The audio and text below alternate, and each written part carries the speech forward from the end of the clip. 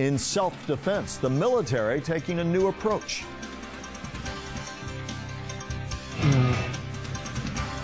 Become more efficient soldiers. I'm Tom Llamas in North Miami Beach. I'll tell you why coming up in a live report. The orders are going out from the Department of Defense. More self-defense training for U.S. soldiers rotating in and out of Iraq. And that training is exactly what we found some troops doing on North Miami Beach today. And Tom Llamas is there live with an exclusive look. Tom? Well, right now in many parts of Iraq, U.S. troops are walking side by side with Iraqis or possible insurgents, and sometimes machine guns aren't the best tool. So some soldiers came out here today to the Valente Gracie Jiu-Jitsu school to learn some alternative defenses. U.S. soldiers based in Hollywood rolled into North Miami Beach today to get a crash course in the fighting technique of Brazilian Jiu-Jitsu.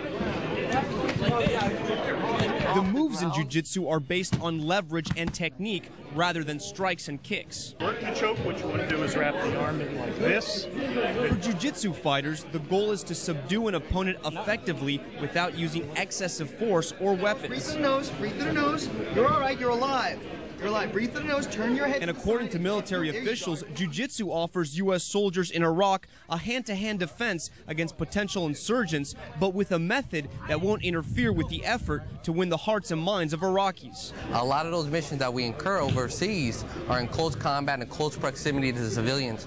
And at times, sometimes you have to subdue or restrain the civilians. The U.S. Army incorporated aspects of Jiu-Jitsu about 12 years ago in their Army combative program, but now wants soldiers to brush up. A lot of times they might come too close where they can't use their weapon and they'll have to defend themselves hand to hand. In about 3 hours, these soldiers learned sucker punch defenses, basic takedowns, and how to mount and control an opponent.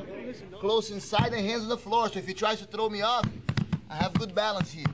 Now I can hit him with my elbows. I have a good position from here. The last part of this class was actual fighting. Soldiers had to test their skills on the instructors, some needing more training. But others, like this soldier, were able to break from the hold and take control. You're learning things that would actually happen in real life, and it's something that we don't do often. And if you're interested in learning some of these moves, you can call this school, the Valente Gracie Jiu-Jitsu School, at 305-354-2060. Reporting live in North Miami Beach, Tom Llamas, NBC6. The orders are going out from the Department of Defense. More self-defense training for U.S. soldiers rotating in and out of Iraq. Today, soldiers based out of Hollywood rolled into North Miami Beach to get a crash course in the fighting technique of Brazilian Jiu-Jitsu.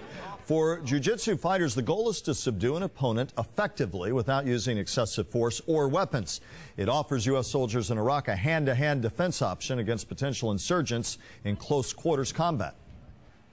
A lot of those missions that we incur overseas are in close combat and close proximity to the civilians.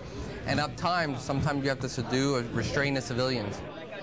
The U.S. Army first incorporated aspects of Jiu-Jitsu about 12 years ago in its Army combat program. Still to come on the WB, it's the first time Miami's had anything like it.